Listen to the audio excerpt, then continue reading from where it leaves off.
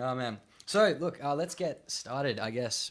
Hamish, man, when did you get into wildlife? When did you get into reptile keeping in particular? Because that's what we're mostly here to talk about in the end. Yeah. So wildlife in general wasn't a choice. Ever since I was a little kid, obsessed, running around fanatically, chasing butterflies and birds and whatever else I could find, just trying to find cool stuff, bushwalking. Absolutely. And then, I don't know, I guess that it kind of progressed into, obviously in Australia and Southeast Queensland particularly, we have a lot of snakes here. Absolutely. They're everywhere. So you grew up here in Southeast Queensland? Yeah, grew up here in Ashgrove, same house that I'm living at now. Woohoo! And yeah, we're right on the bush, basically right next to Mount Cootha. Yeah, beautiful. We get a lot of carpet pythons, tree snakes. You guys have a beautiful place out there. I've been there. Yellow-faced whip snakes, all that kind of stuff. Yeah. And so my neighbours and our family were always getting them in the houses, and yeah, it just kind of started from there. I would run down and pick them up for people, and I don't know, I guess just other people being scared of them got me interested in them, because why are people so afraid of this thing? Because I'm so fascinated. Yeah, right. And then, I think I was 8 years old when I finally convinced mum and dad to get a license for me. Or they got the license under their name so that I could get a snake. I don't think there's a lot of parents that would let their 8-year-olds have snakes. It was not easy. Yeah, and they weren't happy about it. That's a struggle. See, like coming from Finland, first of all, my dad had kind of grown up here. My dad moved here when he was young, and then moved back to Finland. Met my mom, had me and my brother while they were living in Germany. Then moved over here. So my dad was, he knew a little bit about the area where, down in Victoria, where he grew up. So we did a bit of camping and stuff down there. But, keeping reptiles in the house. No. Well, I mean, I got blue-tongue lizards when I was 6, and I was stoked, man. I was so happy. I had these 2 blue-tongue lizards. They were the southern blotched blue-tongues, Tilica nigra latia, which we don't get up here. The beautiful little blotched form down there with a little coppery head. Love those little things. They're a lot darker. Yeah. I guess it's probably, pick up, absorb heat a little bit better when they're doing their morning. Yeah, that southern trait. Yeah, that's right. So I had 2 of these things that they were absolutely awesome. I had one for, one of them made it to, I think, 15 years old. Wow. 15, 16. Yeah, so I still had it when I was in undergrad uni, up here.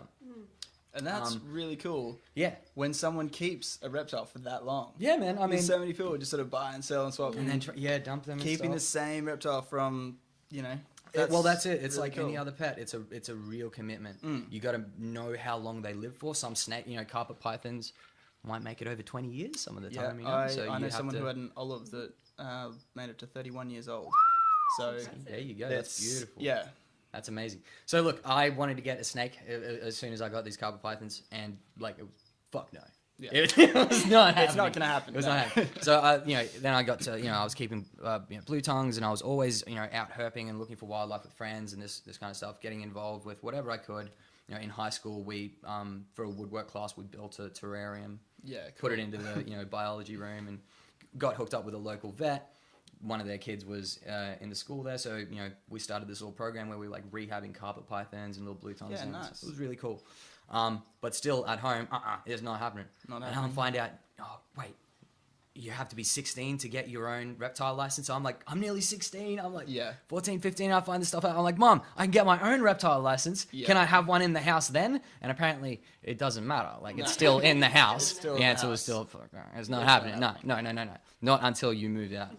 So that's really cool of your parents, man. And look, it was really cool of my parents, to be honest. Yeah. For anybody's parents to let them keep something that they are personally a little bit, I guess, anxious about, but to let their kids get that experience and follow their own interest in it is, I think, really, really cool. And so especially because, a lot of people are used to the reptile industry now. Yeah. It's huge. It's blown up like crazy in the last sort of 5 years or so. Yeah.